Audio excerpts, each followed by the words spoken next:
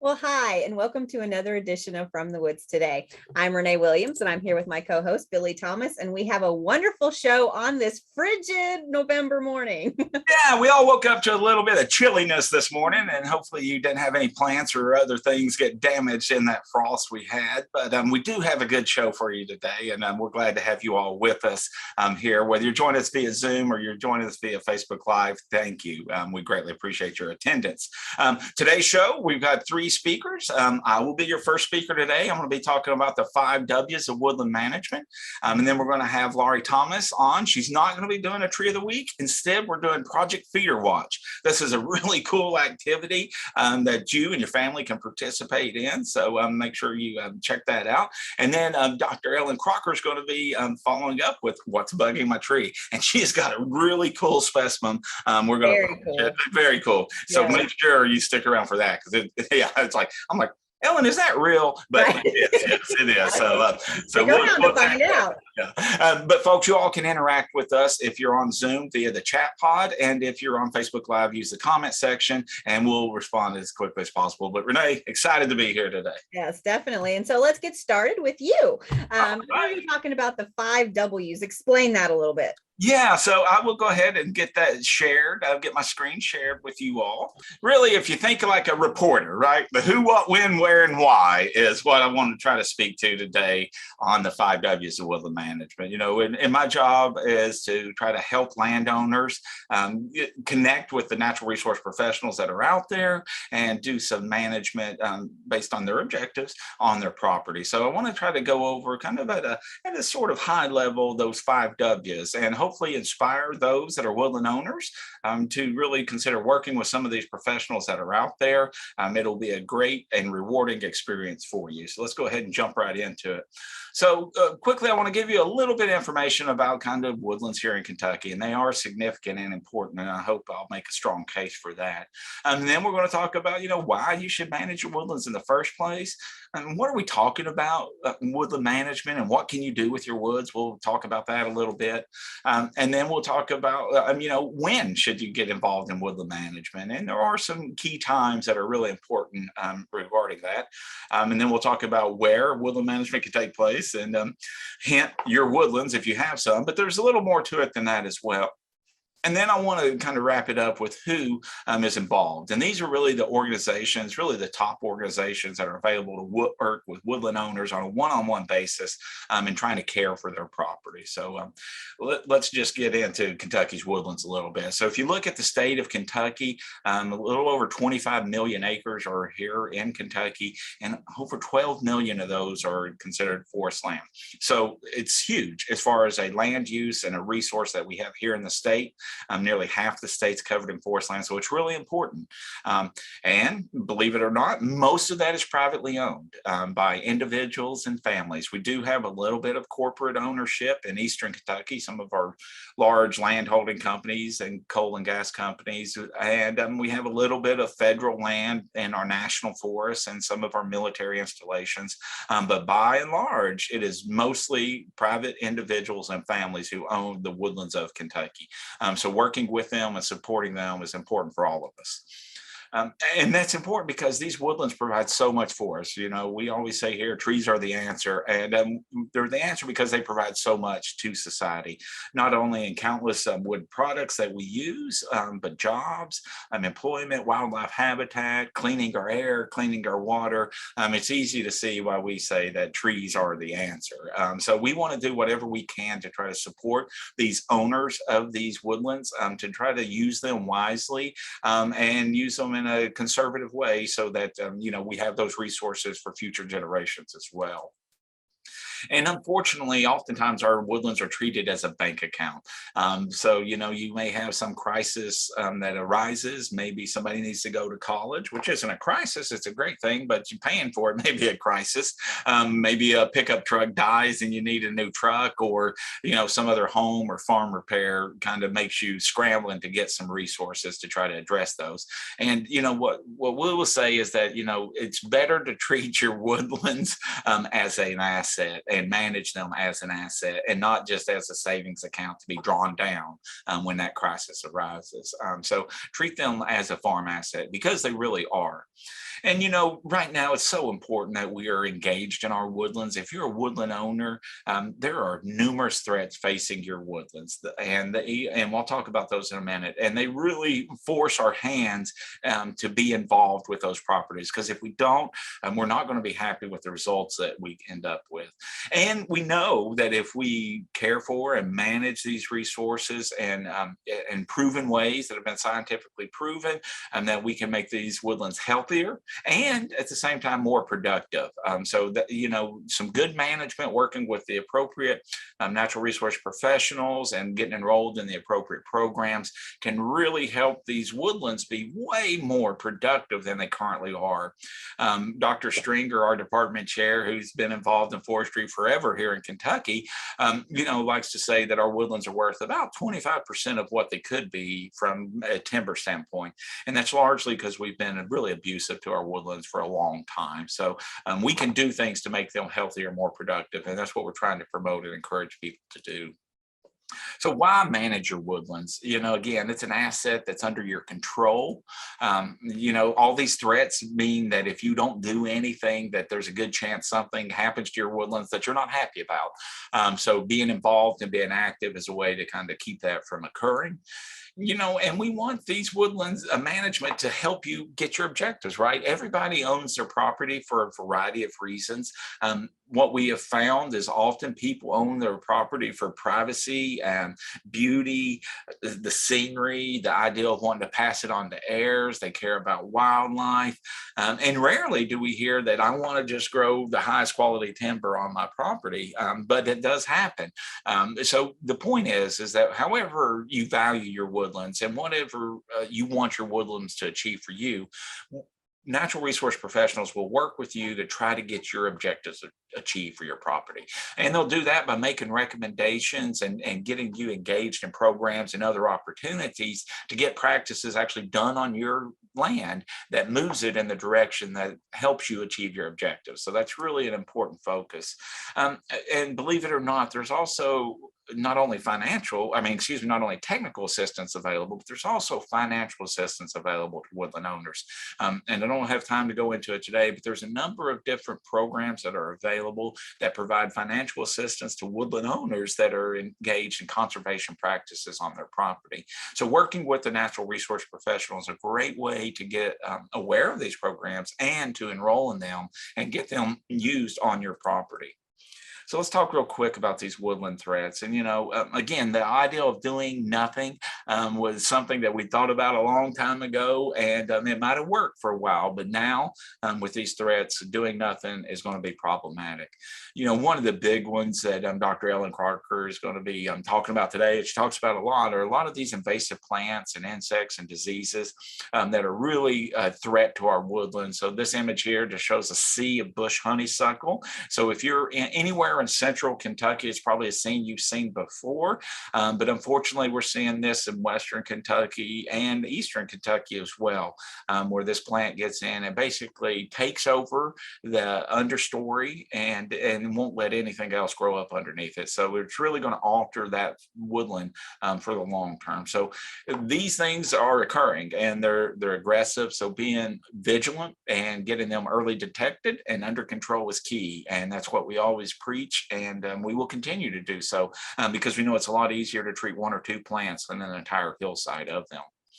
Another issue that we have to deal with often here in Kentucky is wildfire. Now, we don't have the same wildfires that they have in Western United States. Those are typically much larger fires that may cover hundreds of thousands of acres of ground. And they're also typically entire trees are burned in those. They have what they call crown fires, where the entire tree is engulfed in flame. Most of the fires we have in Kentucky are ground fires, and they occur, at basically low levels close to the ground.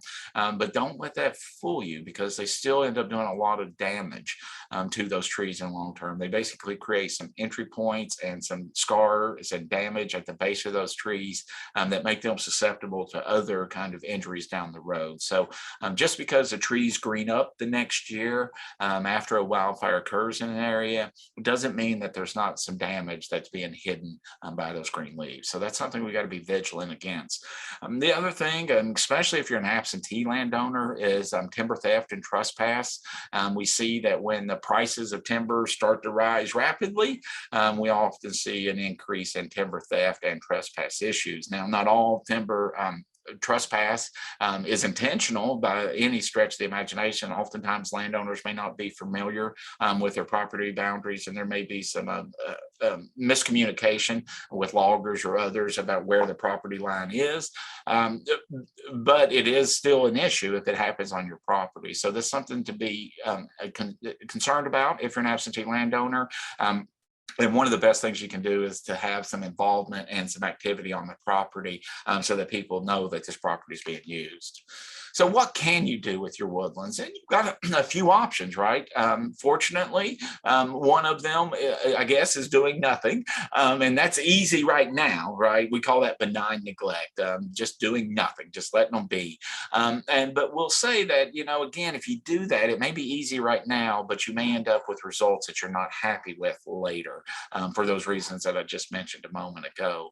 Another common thing is, managing for timber or other products, non-timber forest products that we get. One thing that we're working on here in Kentucky is some maple syrup project. So that's an example of a non-timber forest product. Shiitake mushrooms, maybe another, craft materials, firewood, or anything that's basically not sawn boards that are going to come out of those trees can be considered a non-timber forest product. So a wide variety of things that can come out of our woods.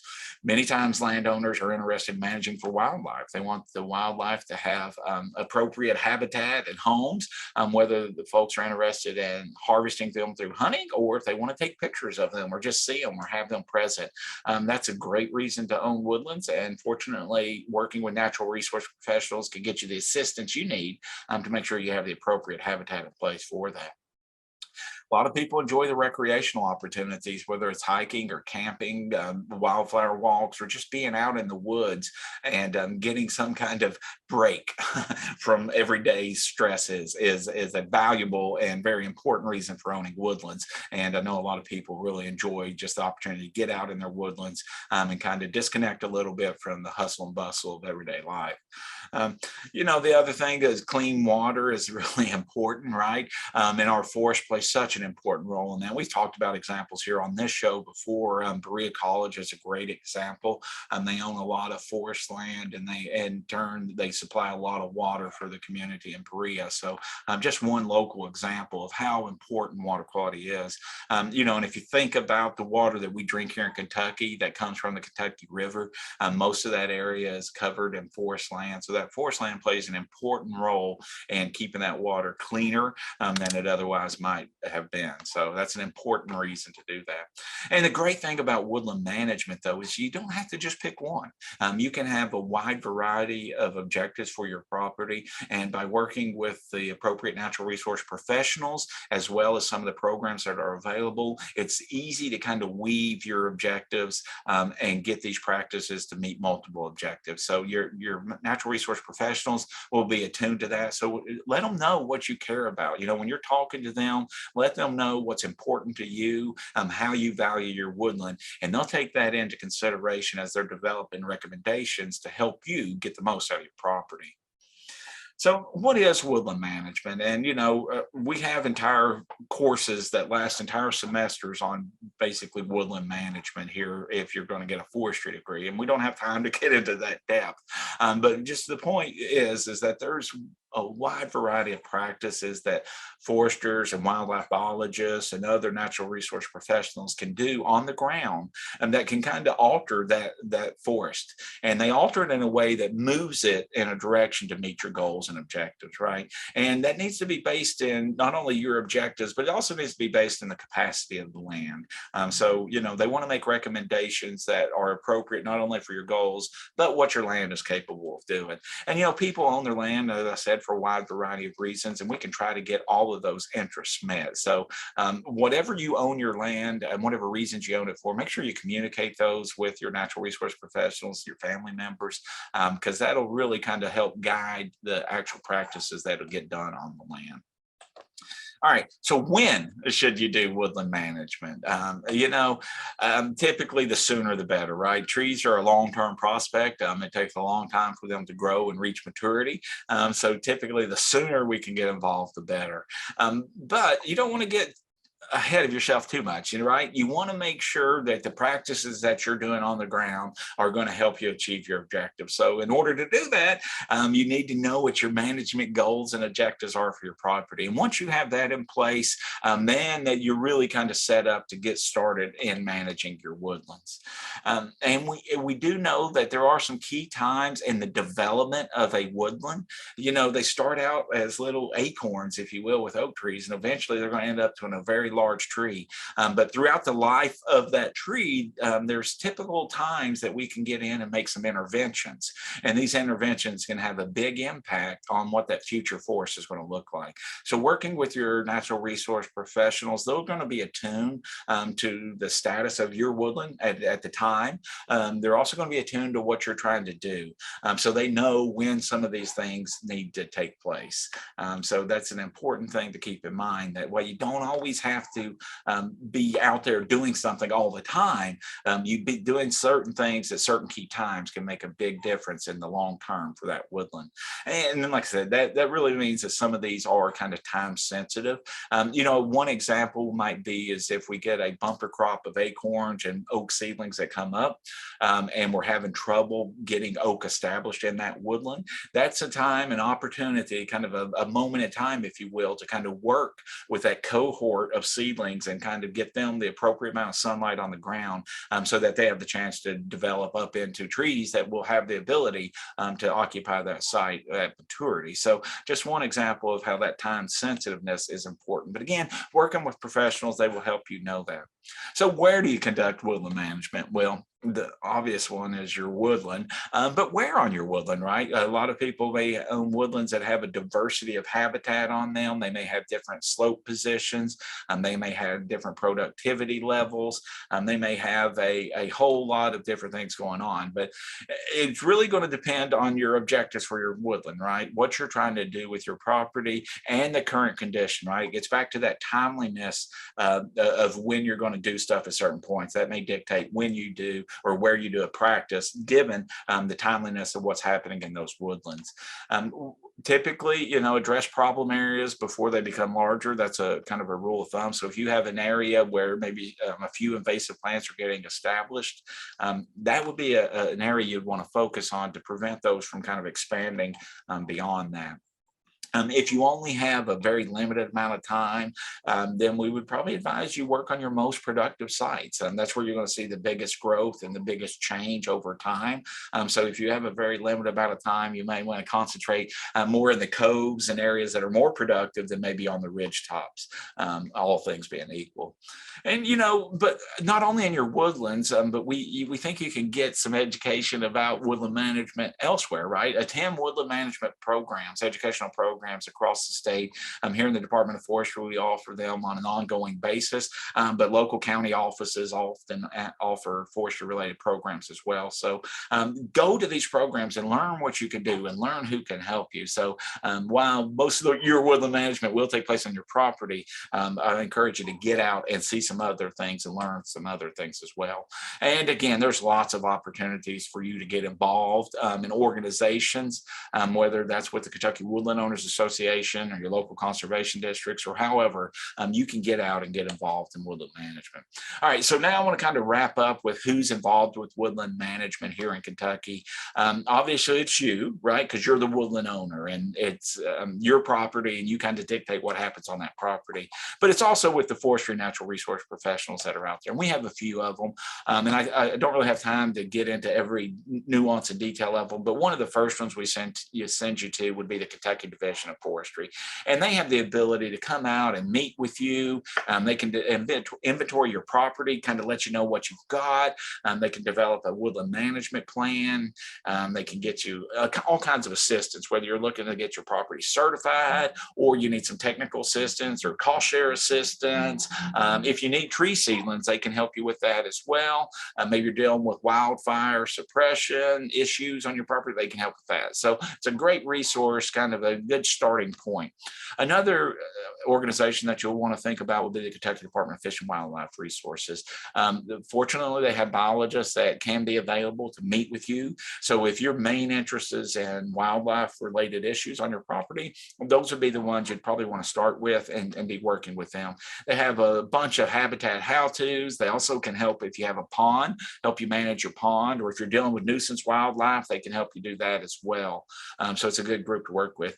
The other group, if you're maybe interested in conducting a timber sale relatively soon, you might want to work with a consulting forester through the Kentucky Association of Consulting Foresters. That's their expertise is in helping you navigate that timber sale process. They can represent you on a commission basis to help you get that timber sold. But they can also do timber cruises, let you know what you got, and they can let you know what it's kind of worth right now on the market. If you ever have to run into a timber trespass issue, and I hope you don't, they can help you navigate that as well. But they also are full-fledged foresters, so they can do forest management and anything really that Kentucky Division of Forestry can do. They have the capacity and the know-how to help you manage your woodlands for the long term as well. And then I want to mention Natural Resources Conservation Service. This is an important organization here in Kentucky. They provide a lot of assistance to landowners. It's all geared to trying to conserve our natural resources, whether that's water or soil or the plant communities that we have.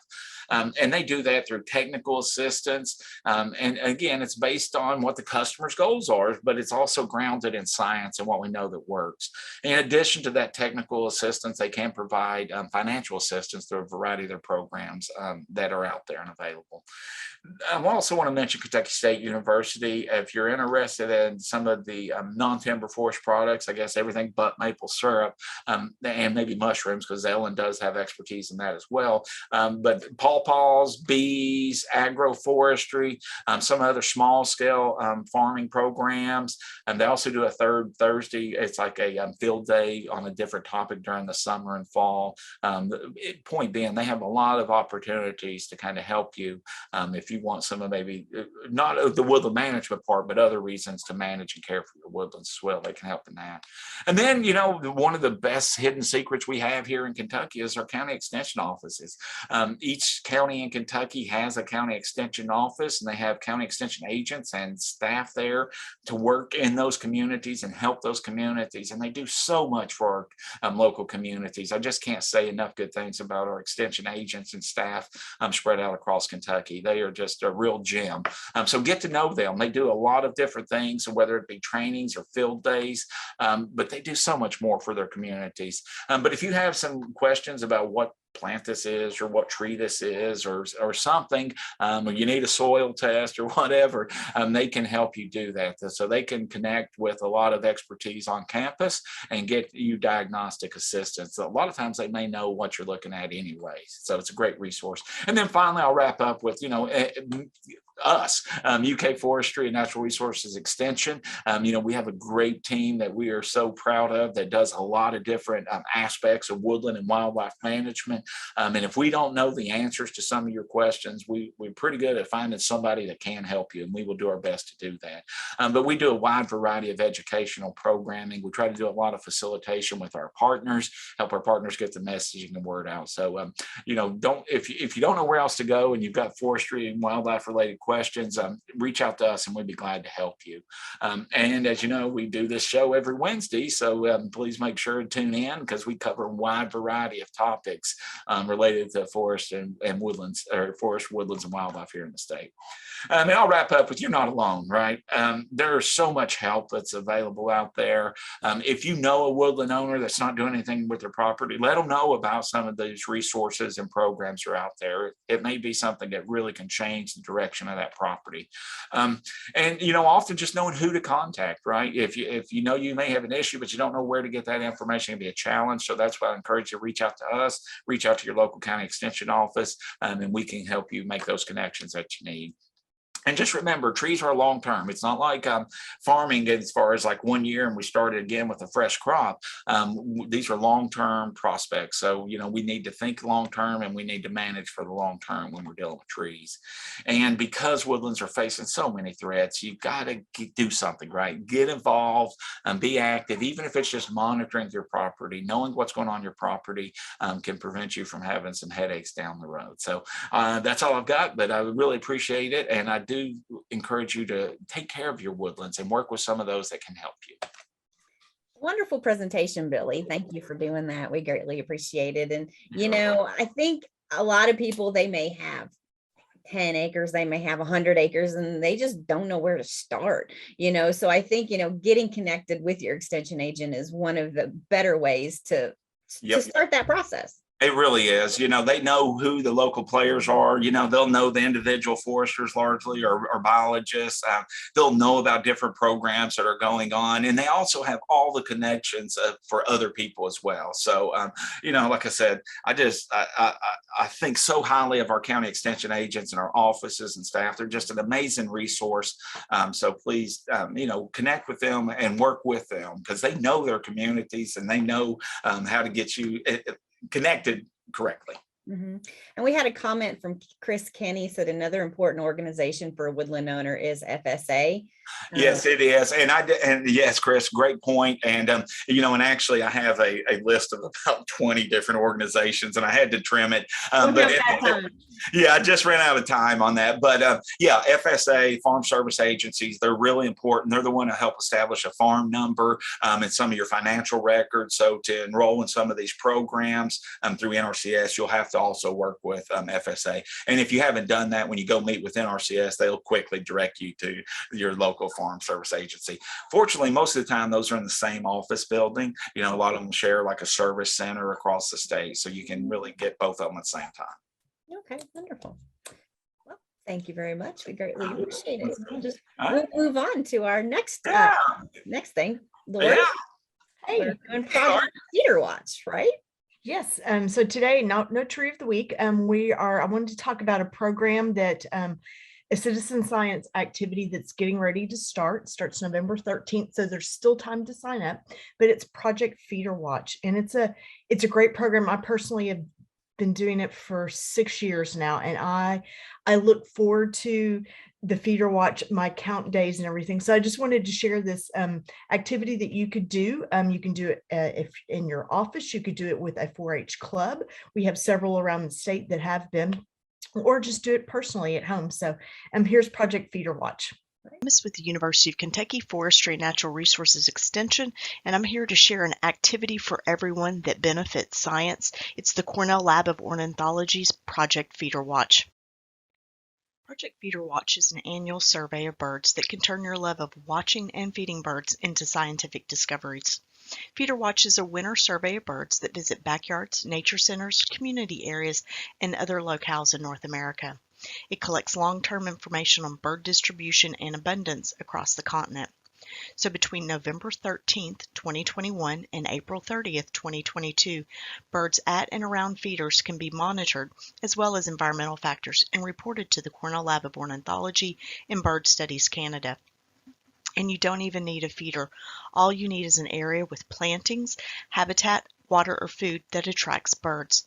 The schedule is completely flexible. Count the birds for as long as you like on days of your choosing, and simply enter your birds online or on the new mobile app.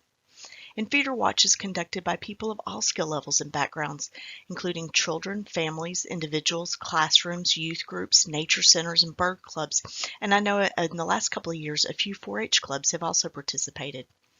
When you sign up, it's cost $18 to join. You'll receive tools to track your birds on Cornell Lab's website or the mobile app. You'll get the year-end summary winter bird highlights, digital access to the Living Bird magazine, and posters of the eastern and western common feeder birds that you can tape up next to your bird viewing window. And you'll also get a bird watching days calendar. Project Feeder Watch began in the winter of 1987 to 88, and it started with about 4,000 participants, and today it's up to 25,000 participants, and I'm one of those birders. As you can imagine, when feeder watchers in communities across North America count birds and send their tallies to the Feeder Watch database, the result is a treasure trove of numbers, which Feeder Watch scientists analyze to draw pictures of winter bird abundance and distribution. And this data is also used to create dynamic maps of seasonal distribution and movement of different species. The data can also reveal long-term trends in population, both up and down. And the data is also used to create annual statistics and highlight trends of bird species by region. And you can see here, this is the Northeast region for 2019-2020 birding year, and it lists our top 25 bird species. Kentucky's listed in the Northeast region, and of our top 25, chickadee was ranked first. We saw increases in red-bellied woodpeckers, Carolina wrens, and American robins, and decreases in American crows and purple finches. This data can also tell you where birds are as well as where birds are not. And it can also be used to track diseases. As an example, is in the winter of '94, Project Feeder Watch participants in Washington, D.C. area began reporting that house finches in their feeders had swollen red crusty eyes, and lab tests revealed that the birds had a parasitic bacterium previously known to infect poultry. This conjunctivitis spread rapidly across the east, leaving house finches listless, mostly blind, and vulnerable to predators and bad weather. Initially, the eye disease primarily affected eastern house finch populations, which are largely separated from the western house finch populations by the Rocky Mountains. However, in 2006, the disease was found west of the Rocky Mountains and has since spread to the house finch populations throughout the West. Some added benefits of Project Feeder Watch. One, connects students or youth to the natural world. I know I've personally used it with youth groups in the past. It's a lifelong hobby. Even if it's not a career, I know this is definitely my favorite hobby. Watching birds can equal health benefits. Watching birds can lead to relaxation and stress relief. It's low cost, and it doesn't require lab or expensive equipment, so anybody can participate. Project Feeder Watch data is compiled each year, and these highlights are presented in the Winter Bird Highlights report that you can access on the Feeder Watch website, even if you're not a member. And they have these reports posted all the way back from 2005. So a few of the highlights from the 2019-2020 season, there were over 7 million birds counted. That's the highest number of birds reported. There were 184,676 checklists submitted. That's a record number of checklists. And there were over 25,000 participants involved in Feeder Watch in the season of 2019-2020. The common question that often comes up in Project Feeder Watch is how to count the birds. So you want to make sure that you tally the most of one species you see at one time. And let's use these drawings as an example. So on the left-hand side, early in the morning, you tallied one chickadee because you only have one chickadee at your feeder. But then later in the day, you see that there are 4 chickadees at your feeder. Then you tally 4.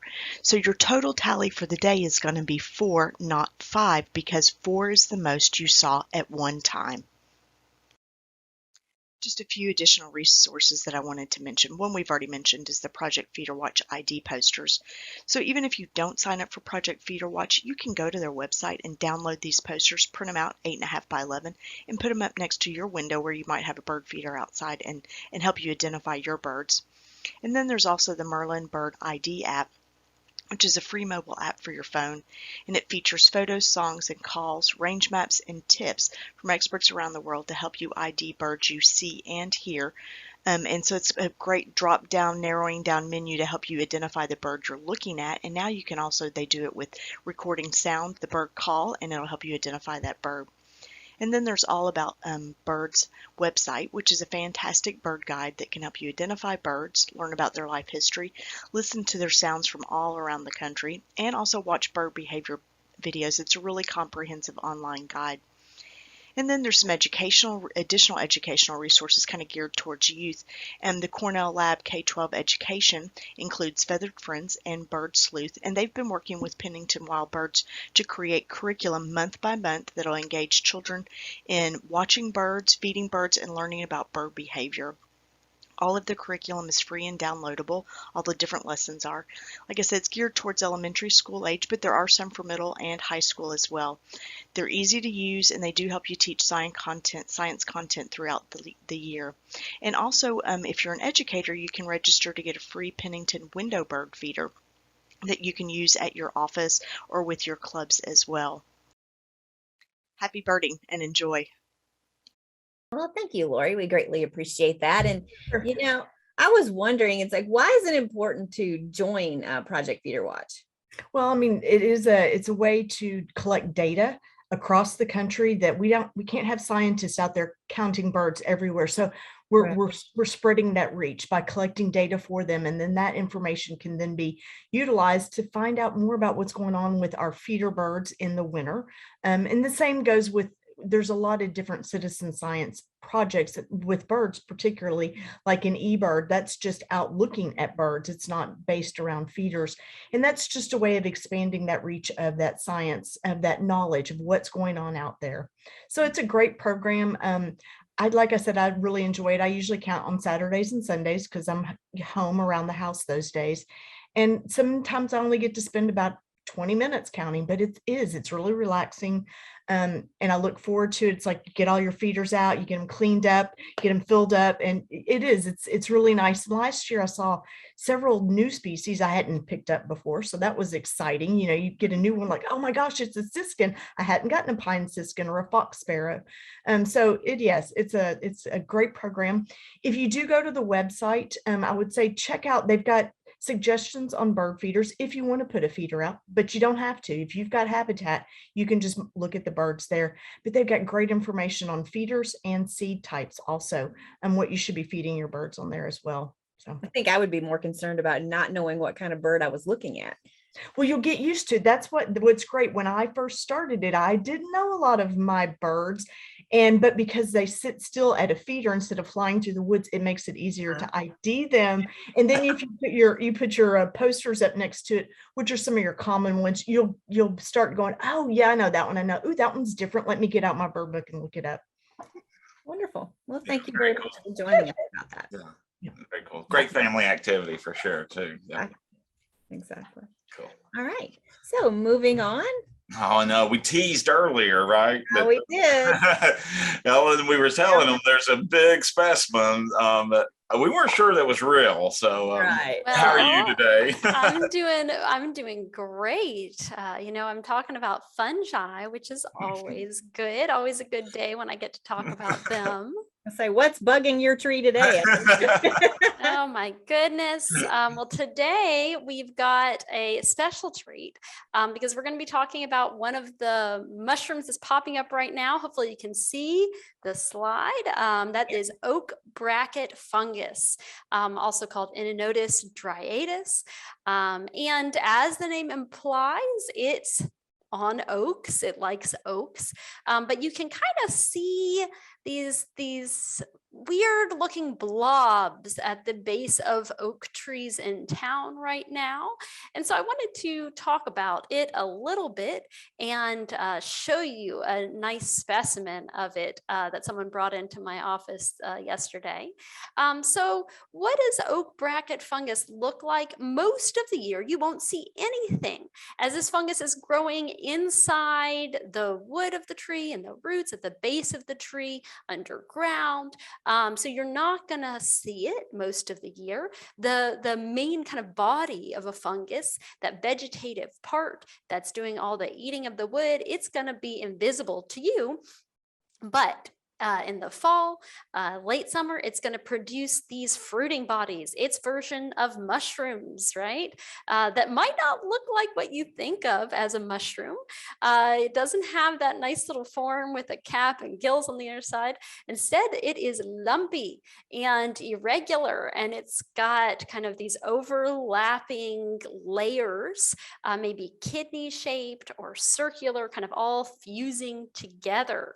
And And you know, if you look at it, it's a bit like you put a marshmallow in the microwave, if you've ever done this, in that they will grow over and around whatever's in their way.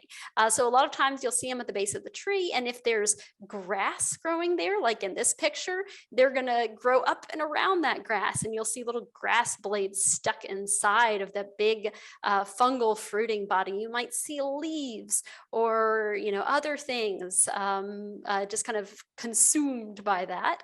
Now they're just going to the mushroom's going to form around them. And this can be huge. So some of these are giant. And the color can be pretty variable. The surface, when they first fruit, you know, you might not think of this as a fruit, but it's the fruiting body of that fungus. When they first fruit, the surface is kind of a creamy, tan, yellowish brown color.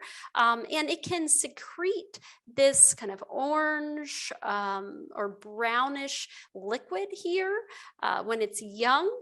And then if you were to flip this over, on the underside are these tiny, tiny little pores, almost like a sponge, tiny little pores that are light in color. Now, over time, this is going to change, and you might see it a little bit later in the season, looking a little bit brown and crusty, starting to fall apart. Or like this picture here, you might not even notice it. And you might wonder, what's that weird thing at the base of that tree, that weird crusty brown thing? And it's a fungus, it's the oak bracket fungus. So where does it grow? This fungus is a parasite of predominantly oak trees. So you're going to find it at the base of living oak trees. Now, sometimes you might see it on some other species, but it really likes oak trees. And in our area, it is especially common in landscape settings on stressed trees that have already been compromised for some other reasons, for construction, for wounding, for damage. And this oak bracket fungus can kind of move in and take advantage of those stressed trees. So to give you kind of a view of that, I'm going to show you two oak trees that are right near my office. Here on the left, you've got one oak tree that even this time of year, so I took these photos today, you can see it's still green, looks quite healthy, and has a full canopy. The other tree that's right near it is a different oak tree. Then you can see the canopy on this is not so full, right? It's starting to decline. And when I see things like that, my first thought is, what's happening below ground when I see a tree that has a declining canopy like that? And of course, if you look at this picture, you can say a lot of compaction, a lot of damage, because it's basically in a parking lot with paths all around it. So there's a lot of different things that are stressing that tree out. But I also know that every year I see oak bracket fungus at the base of this tree. So it's probably in there impacting both the root and the base of that tree. And it tells us that it's weakened, but it doesn't really tell us how weakened it is or how extensive that is. And unlike some other root and rot pathogens of trees, oak bracket fungus is not one that I think of as being super aggressive.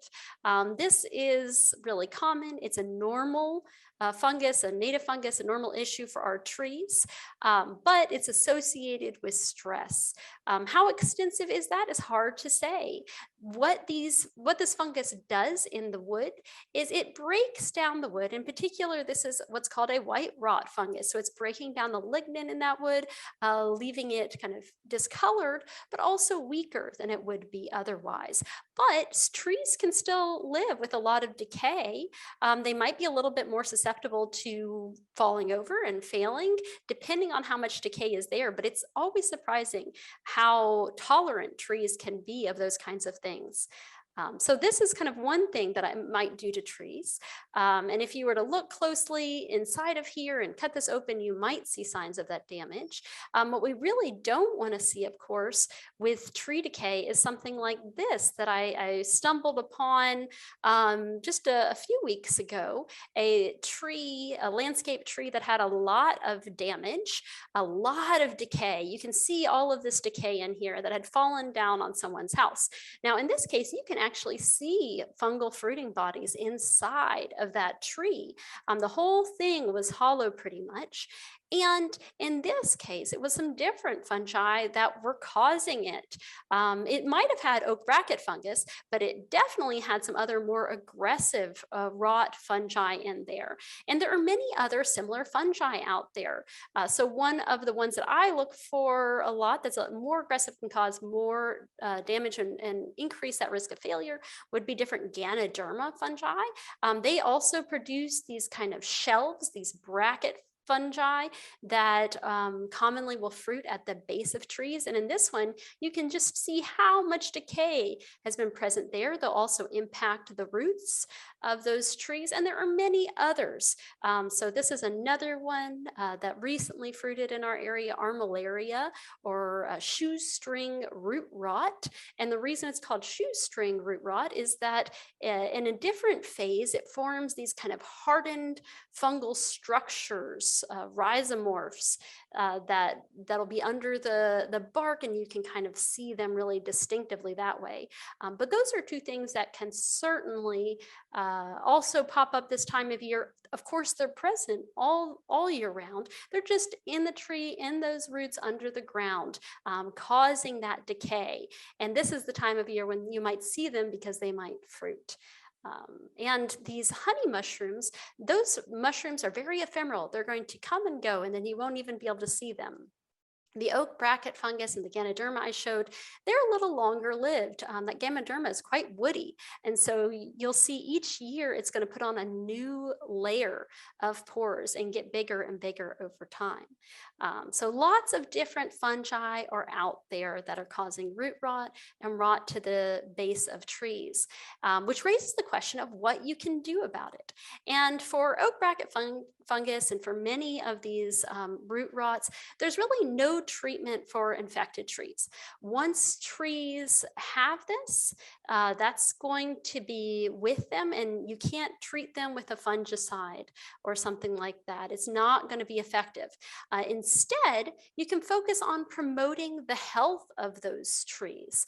Anything that you do that promotes their health are going to improve their ability to fight back from different opportunistic infections like this fungus, as well as their ability to live a longer life. So trees, even with decay, can live a very long life. It just depends on the fungus and how extensive that damage is. Another thing to really consider is that with all of these fungi, prevention is key. So you want to prevent any damage to the base of trees, to the roots, any compaction that might hurt those roots, because every one of those wounds is a perfect entry point for decay fungi that can cause problems long term.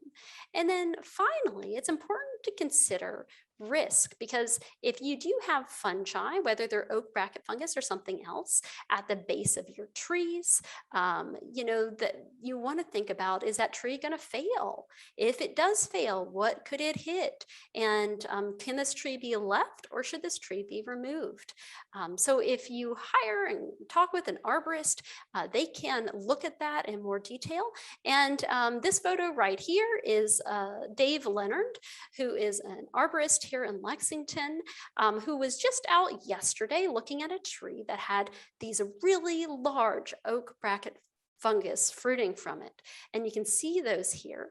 And he's using a special tool called a resistogram to assess the degree of decay inside of that tree. And even though it had these huge fungi next to it, actually that tree was pretty sound. So not a candidate for removal at this point, something to watch into the future, but fortunately, not something that needs to be addressed right now.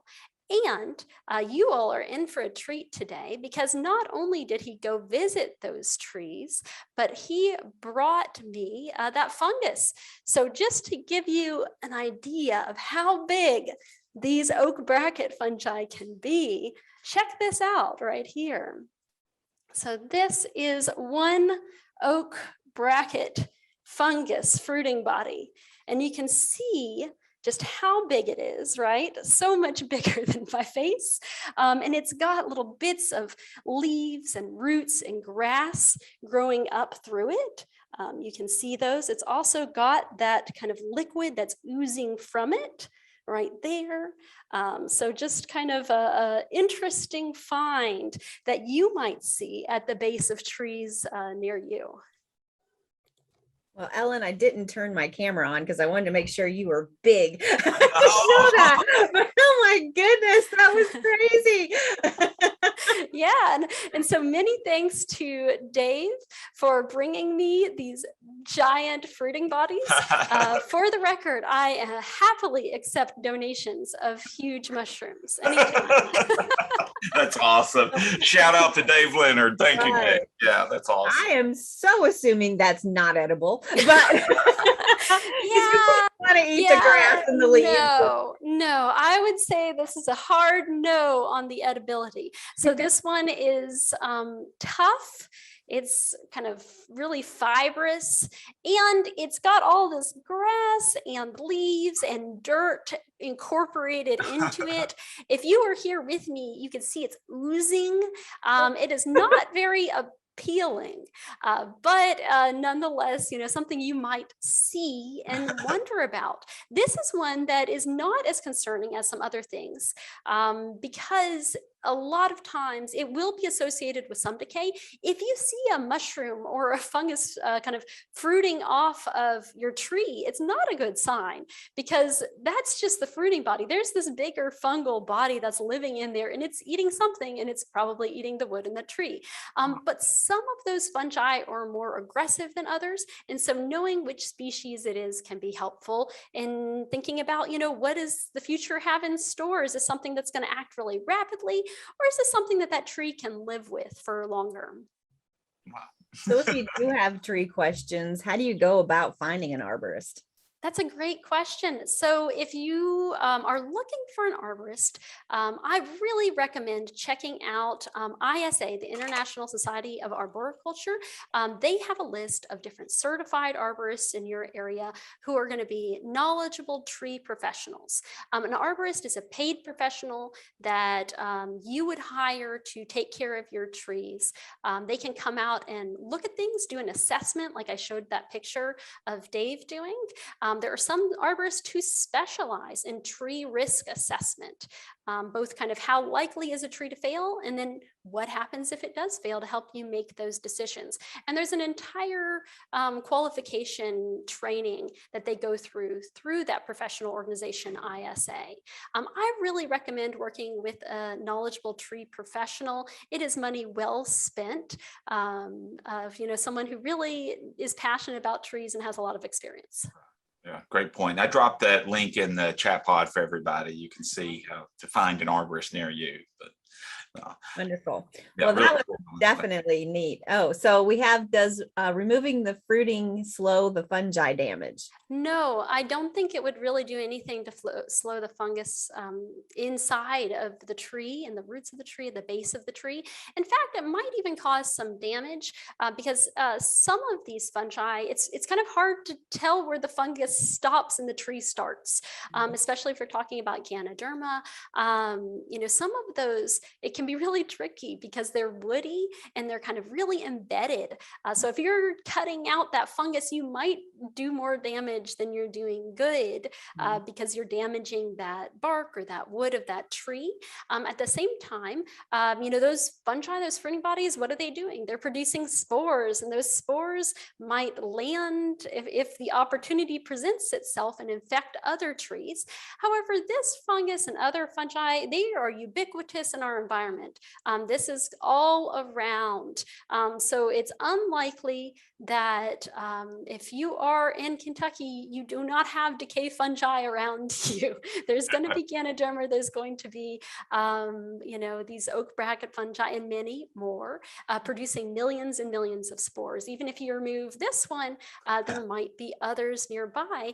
And that's why I think it's really about prevention, promoting the health of trees, having really healthy trees, not damaging them, versus trying to pick all those mushrooms. Now, some people tell me they just really don't like the look of them.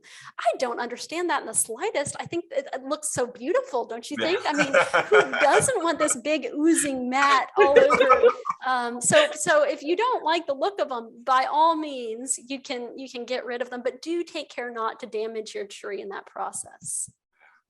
All right. Well, great information, Ellen. Really good. Yeah, you should have had that on last week with creepy things from the forest. Seeing that is scary. Creepy, they're so beautiful. What are you talking about? I am the beholder, right? And I'll tell you, it smells just great in my office right now too. So, beautiful, great smell. Well, thanks for having me on today. Hey, excellent job, Ellen. We always appreciate having you, and you do so much great work. So thank you very much. Oh, that was good. That was great. Big. Oh, it was huge. I couldn't believe it. I've never. You could put that in a basketball goal. It was so big. I know. It's too bad you can't eat that thing though, because it feeds you for a week. Yeah. I know. Oh, what a great show. We learned about the 5 W's of woodland management. We heard about an awesome project that you can do with your family, Project Feeder Watch, and all the support that's available for that. And then Ellen showed us some really cool fungi, these brack fungi, and that giant example. So really good segment. So, just like, Dave Leonard bringing Ellen the fruiting body there. You also can give us ideas for shows if you want. You can go to fromthewoodstoday.com and there's a little survey link and you can click that and give us ideas if there's something that you just want us to talk about. And or if you've seen something crazy out in your woods. I think everybody else wants to see it too. So send us a picture and we'll share it. So. And Ellen will give it, put it on the air.